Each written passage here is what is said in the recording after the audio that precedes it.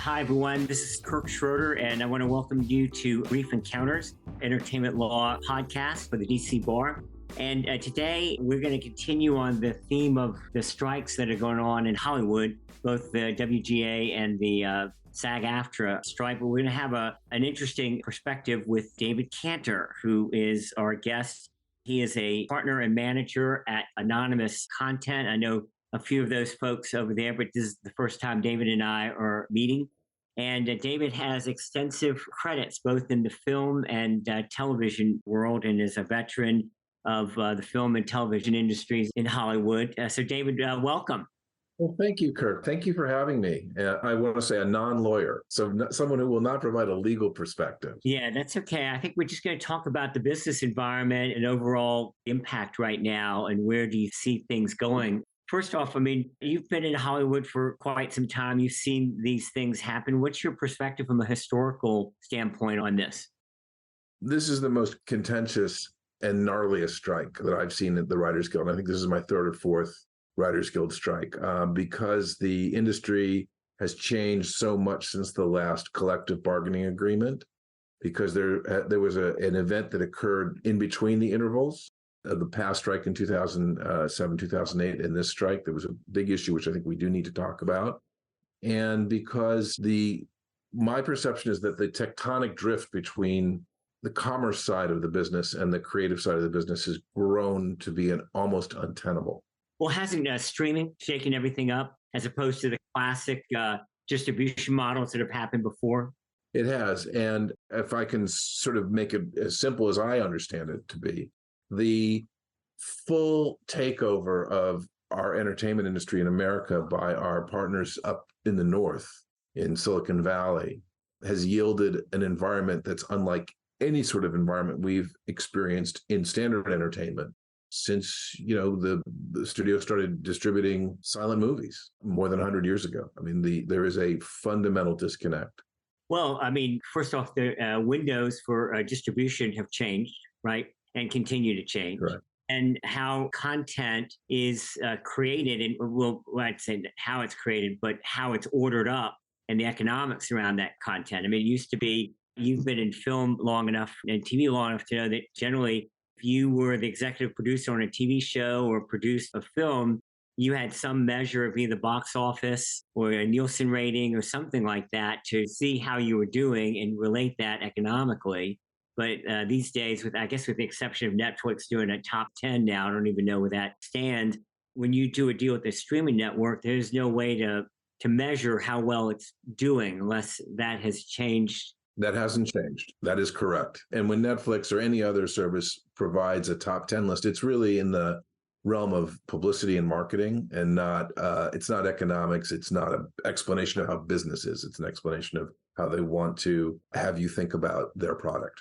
Well, how has it changed your business? I mean, you put out content, you put together and package all the elements of a creative story in whatever format of TV or film. How has it changed the economics of the deals that you do, as well as the creative content, if anything? Well, that's a great question. There are really two parts to the answer. Since the explosion of streaming and the explosion of the kind of packaged television shows that we sort of pioneered with True Detective, the volume of programming that we provide to the outlets has increased. It's all come to a grinding halt with the strikes, but we're making more stuff than we ever made, which is great. More channels? Is that why? More distribution outlets with appetites and different tastes and different audiences. And we've adapted, as most producers have, to trying to figure out how to sell into our various diverse marketplaces. And that's all great. That means, more shows, more people employed. Wonderful.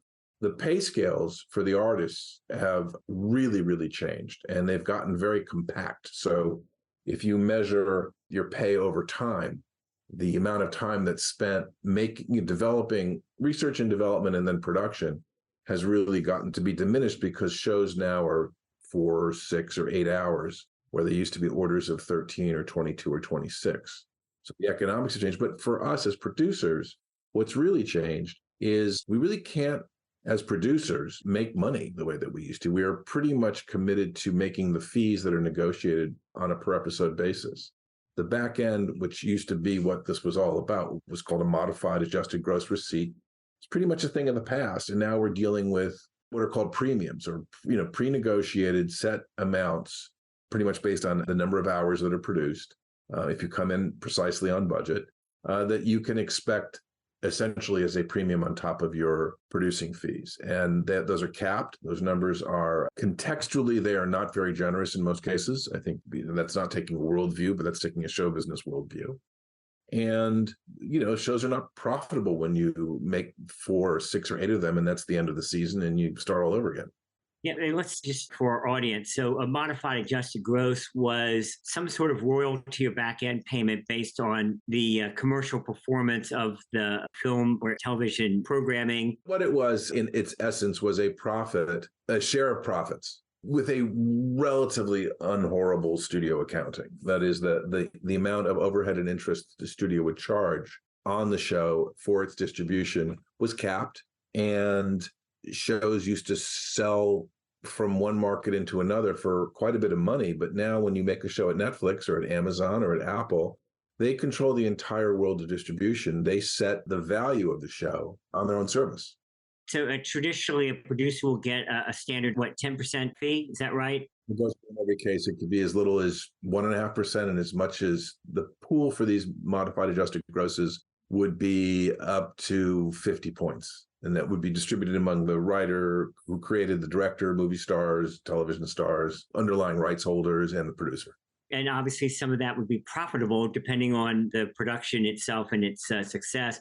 Whereas now the streamers are just setting set values based on their calculations that you don't have a lot of data to negotiate against, except whether there's demand based on the talent associated with the film or some relevant story or anything like that. I don't know. Well, even then, they're not selling any what we call windows to others. They're Apple will take it and run it in whatever territories where they have their service, as will Netflix, which is the biggest global brand right now in entertainment, and they don't account for subsequent sales of the negative that you've created. It's simply a one-time payout. Yeah.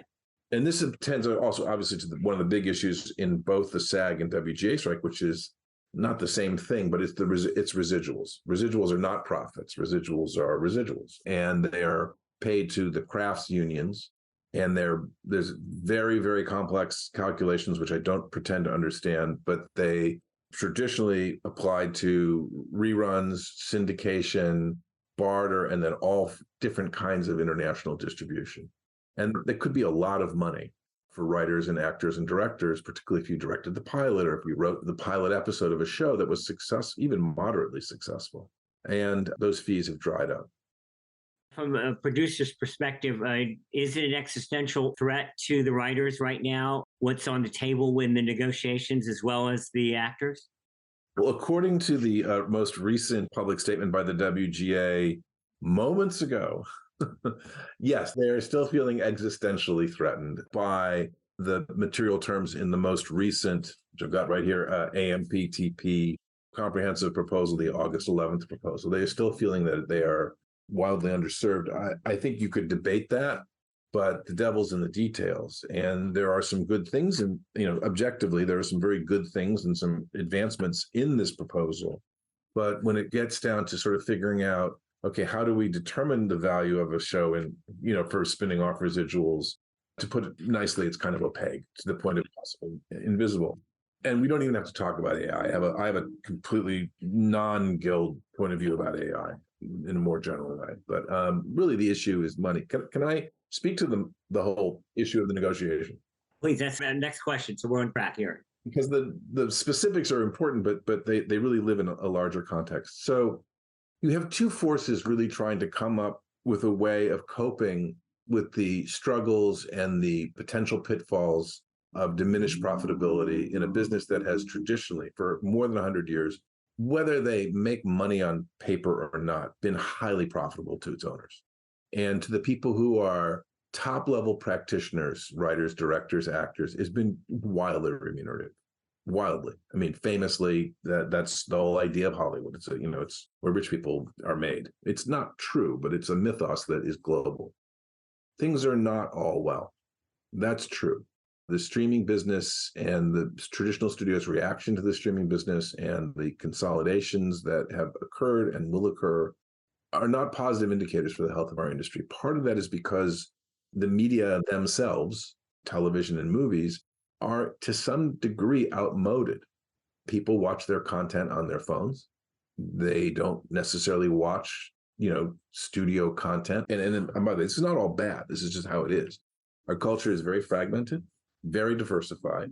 The ability of America to sell itself as the leading brand around the world, as it did primarily through Hollywood in some ways, culturally, that is not what it was 10 years ago, certainly not 20, 30, 40, 50 years ago. So the financial modeling that went along with the cultural sensibility of what Hollywood, in air quotes, represented, that's all broken. I mean, there's still a lot there. There's still a ton of stuff to do, but the unmatched monopoly that Hollywood had on world commercial culture just doesn't exist anymore. It doesn't even exist domestically.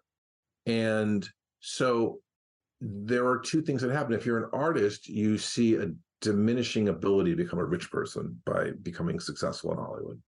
And if you're a corporate owner, you see a vulnerability in the value of your company, the value of your stock, your position as a chief executive or whatever.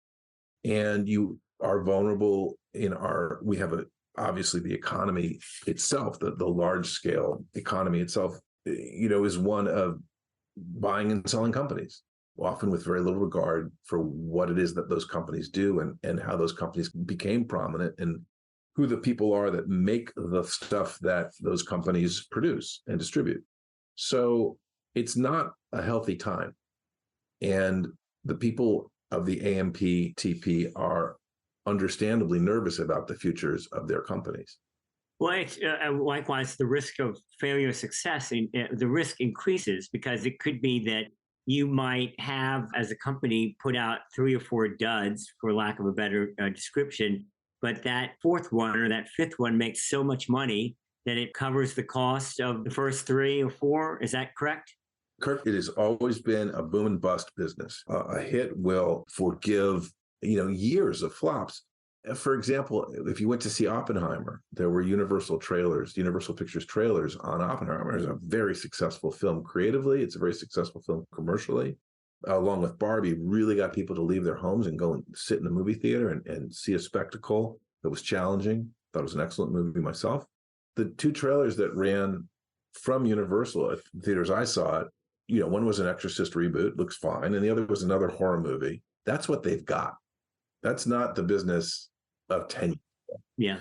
Or if you were going to have a summer blockbuster that attracted a very upscale, very compelling theatrical audience, you would want them to have a glimpse of your Thanksgiving and Christmas releases, your Oscar season releases, all the things that you would be really, really proud of. Those are physical artifacts of a very risk-heavy business, but those are the things that also constituted our culture. Okay. Well, 5 minutes or so, I'm just curious, where do you see things going and what other insights do you have about where this all ends up? I do think the strikes will end. I think there'll be a resumption, pretty quick resumption in production. There'll be economic recovery. I mean, you have to understand that Los Angeles in particular, which is at least this part of Los Angeles that is entertainment centric, is really suffering. When they talk about $3 or $4 billion worth of economic diminishment in our community because of a shutdown, they're not kidding. It could be more. That damage has to stop because it's not furthering anyone's aims. So I do see, short-term recovery. Long-term, I'm afraid there's just going to be more consolidation. There'll be more, like in the way that Disney bought Fox, which is, if you've been in the business a long time, is a kind of stunning thing. There'll be more consolidation. I think, and this may be a good thing, there'll be fewer legitimate ways to distribute television, fewer streaming platforms. I think that Netflix has, at least publicly, and in terms of the business I do with them, internally, they seem to understand that they are in an artist-fueled business now. It's clear from a long strike that that's happening. Whether that is reflected really, really clearly in the new agreement or not remains to be seen. But I think this will give everyone in this system some pause. But we as individual practitioners cannot stop the turning of the earth, and we can't bring art and commerce together structurally, unless there's a willingness to do so. Unfortunately, because of the way the strike, particularly the writer's strike, was initiated, the way it came to be, I don't necessarily feel that those issues which the writers refer to as existential, and I'm on their side, I don't see how those are getting repaired. And that's because the two sides come to life with very, very different perspectives about what's important. These are writers. They're thinkers. They're not business people necessarily.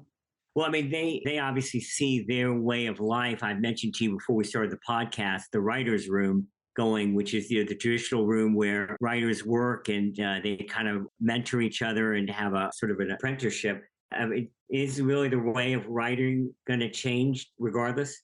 Yeah, I think it has changed. I think the strike is about catching up to the damage that change has caused. Not to fail to take the writer's side, but when you were making 26 episodes of a network show every season, there was a lot of work to go around. You would have a room with 15 or 20 people in it, and there were scripts to assign, and there was just a lot of work to do in preparation, during the writing phase, through production and post. There was just a lot of need. If your show is 4 episodes and they're giving you in quotes, 48 weeks to create it, but paying you for 20, you don't need a staff of 25 people. So we have to figure out what's the real problem. When there's also, I think it was 649 individual new shows last season, and I might have that number, I probably do have that number wrong. That's a lot of shows. There aren't enough experienced people to make those shows. I don't know how you would create squadrons of experienced, writer producers in a year or 2 years, maybe in 5 or 10 years. So we have a problem that the streamers, because of what they believe the viewing patterns of their customers to be, they make short orders, small orders. They take their time because they're not on a schedule that's driven by an advertising calendar in the way the networks were. And they're not in the relationship business the way that we traditionally were in Hollywood. It's sort of want to give a shout out to crony capitalism. There are some reasons why in a small system like ours, it actually makes sense. You have to have some benign cronyism to make things work, and that's missing. Closing thoughts. What have I not asked, or what do you think is important as a takeaway from all this?